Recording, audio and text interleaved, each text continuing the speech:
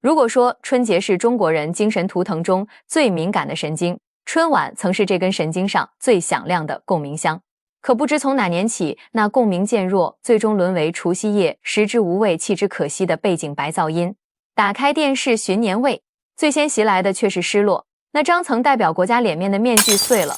曾几何时，春晚主持人不只是报幕员，更是国泰民安的人格化身。赵忠祥的浑厚，倪萍的深情，周涛的端庄，董卿的温婉，往台上一站便是阵场。他们念出中国中央电视台，中国中央电视台。你听到的不只是机构名，更是一个大国的从容与自信。那眼神里的关切穿透屏幕，仿佛在说到家了，过年了。如今呢，大女主的从容不见了，取而代之的是令人如坐针毡的校庆风，面孔更年轻漂亮，却更单薄。他们像在打卡完成任务，台词滚瓜烂熟，唯独丢了灵魂，语速急促，听不出辞旧迎新的感慨，只有赶流程的焦虑，眼神紧盯提词器，不见对观众的敬意，只见对出错的恐惧。主持人的降级让春晚丢了面子，语言类节目的崩盘则抽走了他的灵魂。大家好，我是微笑，今天我来吐槽一下春晚为什么现在会遭到全国人民的抵触。央视春晚终于意识到国人已经没了对春晚的期待了，竟然放下身段向全国征求意见。要知道那些年大家都在吐槽春晚教育人的时候，导演们却高傲地表示，它是春晚，它必须先有意义后有意思，祖宗几代要坐在一起看，所以意义比意思在我们。老百姓一年到头忙碌，孩子们高压力上了一年的学，我们只想高高兴兴过个大年30，结果发现小品在爸老了，别嫌爸唠叨啊！爸这辈子呢没啥大追求，我就寻思着呢，能给你们省点攒点，最后再给你们留点。这就是喜剧大咖都在拒绝上春晚的原因。你那个作品教育不了人，就是我们365天了，都在这个教育的过程当中走过。就这一晚上，你还教育他有用吗？陈佩斯曾说，如果我走了，后人还记得我，那是后人的不幸。这句话也确实在后来的春晚上一一印证。现在的春晚，演戏的可以去唱歌，唱歌的可以去跳舞，流量明星集体去小品上混个眼熟。观众从原来的捧腹大笑、拍手叫好，到现在尴尬的可以扣出3室一厅。很多人还记得早年春晚小品的核心是让观众笑。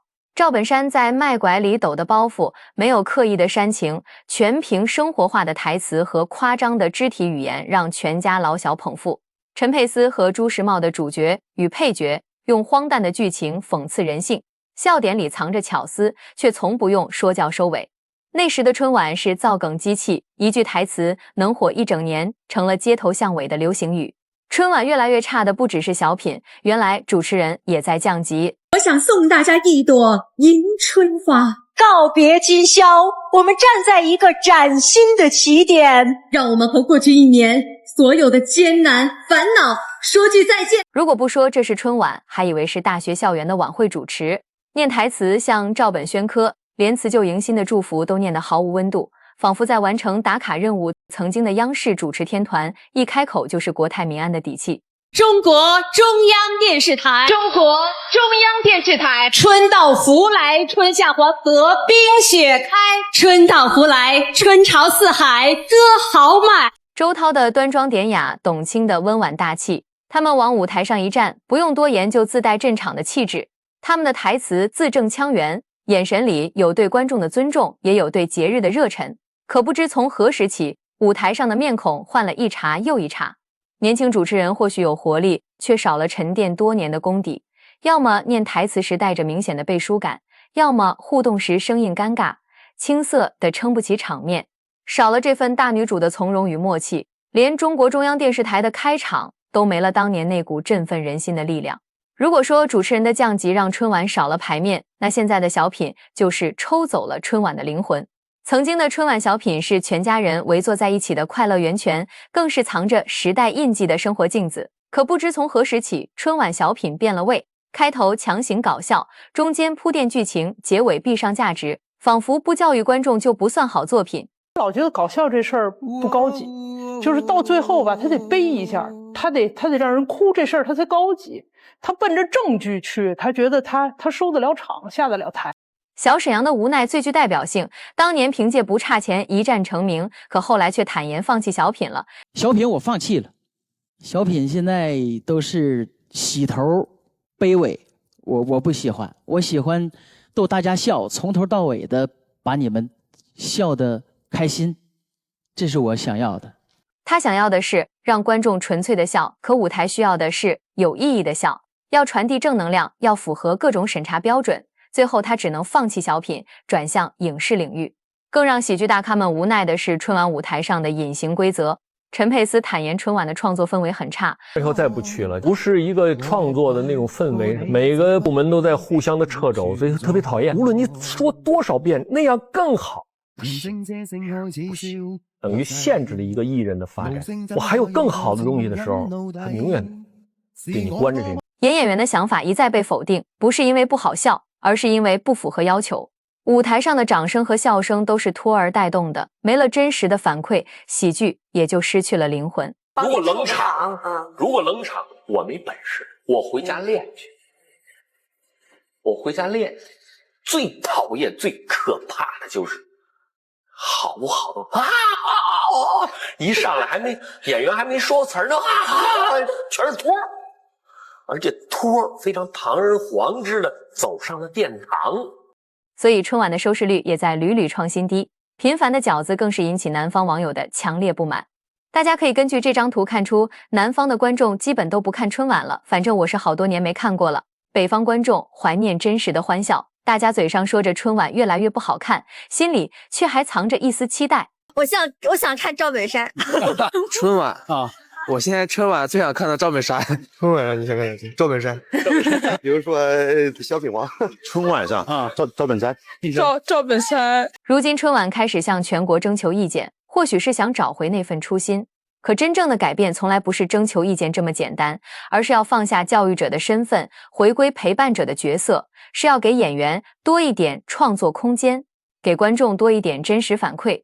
而面对春晚官方向全国观众征求意见，网友也是毫不客气，直言要是今年春晚不知道该怎么做，那就重播1985年的春晚，因为1985年的春晚真的是笑点满满。看看现在的春晚，尤其是2023年的初见照相馆，能一直被人骂到成为烂的代名词。再看看以前的春晚，搞笑逗趣中不乏辛辣讽刺，甚至部分节目放到现在几乎是过不了审，毕竟是太敢说了。就比如牛群的相声巧槽公摊面积的小品。啥叫公摊面积？他没买过房子，他不知道啥叫公摊面积。10节公开贪污的面积吗？甚至还有侯耀文和黄宏表演的小品打扑克。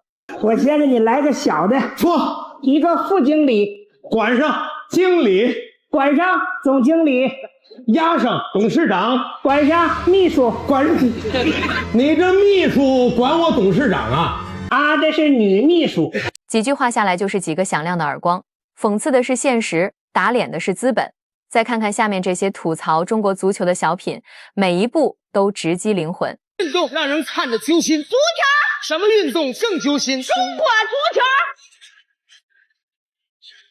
中国足球何日出头？大过年的把足球还整出来，这不给咱添堵吗？这一年看完甲 B 看甲 A， 最可气的世界杯，天天喊着能出现，到后来狗带嚼子瞎胡垒。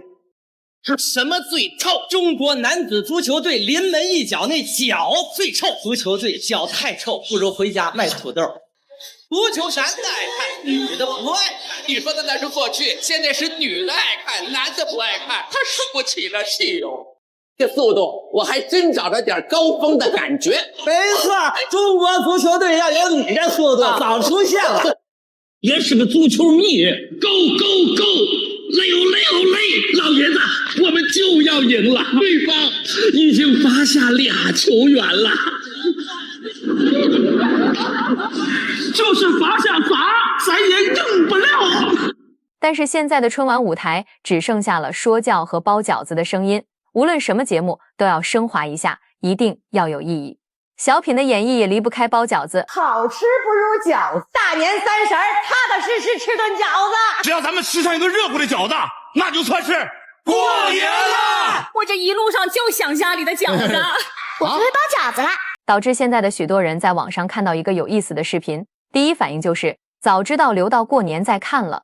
而网友还给出了有力的回答，建议一，来一个春晚问政，问政小品，问政唱歌，问政表演，每个节目后面大屏幕实时投票，一个节目完了，根据实时投票第一名进行问政，问完了直接判刑，然后下一个节目，后面大屏幕又接着下一轮投票。建议二，随机抽取一个城市直播问政，问到哪里有问题了，直接随机电话连线，或者直播手机访问当地居民，实地考察直接问题，你就看收视率高不高吧。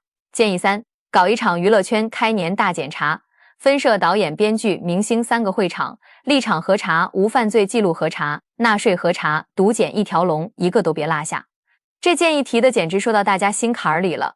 别的国家搞毒品开放，最后全成了我们国家缉毒警的负担。但现在好多青少年从小不缺吃喝，根本不知道毒品有多可怕，也不懂缉毒警有多辛苦。让艺人当表率，来场实打实的核查，比春晚那些说教的教育小品管用100倍，保证让他们从骨子里痛恨毒品，印象深刻到一辈子都忘不了。建议4，别年包饺子，我们这边年夜饭不吃饺子。建议5，必须各司其职，拒绝跨界。演员去演小品，歌手去唱歌，舞蹈家去跳舞，戏曲家就去唱戏，专业的事情交给专业的人去做。不想听任何的催婚催生，也不想听任何的教育，要快乐，纯正的快乐。如果想邀请喜剧人上节目，就不要篡改他们的节目，就那么原封不动的搬上去。实在不行，就把历年来的春晚失误放上去。我们爱看春晚嘴瓢专业户范伟，我上去就错了一句词儿。这里是见你一眼慧眼防忽悠咨询热线，这是什么造型啊？非常6+7呀！牛莉在表演最后一幕报错了人，冯巩老师一声咳嗽，直接将失误化成点睛之笔。你我大家都放心。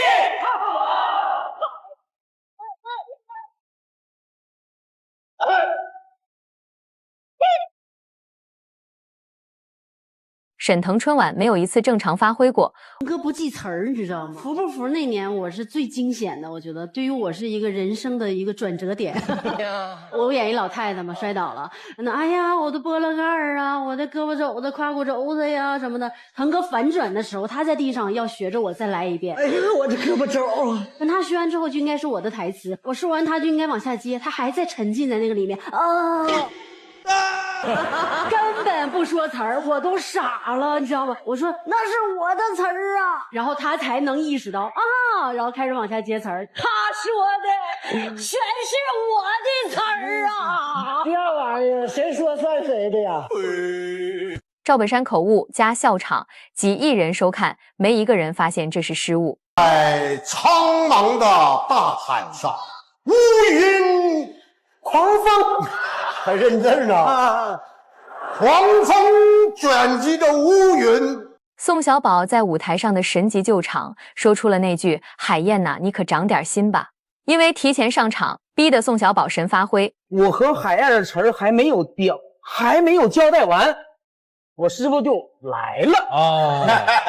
来了，你这一段词儿你怎么办？怎么去接师傅这个来？这一瞬间是崩溃了。无数网友表示，如果今年春晚可以让我们再看一次他们的作品，年味儿也就算回来了。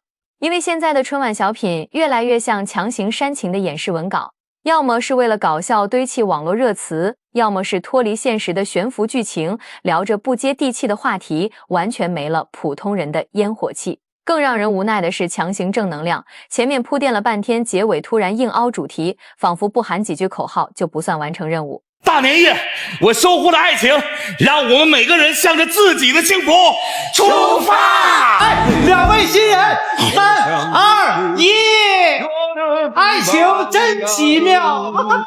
不管在哪儿，不论干啥，只要咱们吃上一个热乎的饺子，那就算是过年了。有观众吐槽，以前看小品是盼着下一个更精彩，现在是盼着这一个赶紧结束，生怕被突如其来的煽情尴尬到脚趾抠地。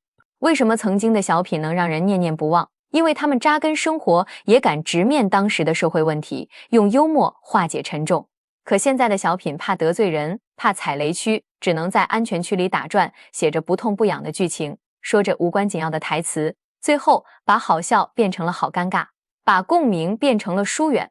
其实观众对春晚的期待很简单，想要几个能让人记住的主持人，几句能让人会心一笑的台词，一段能让人想起生活的小品，就像以前那样，能在除夕夜的屏幕里找到一点年的味道，找到一点纯粹的笑声。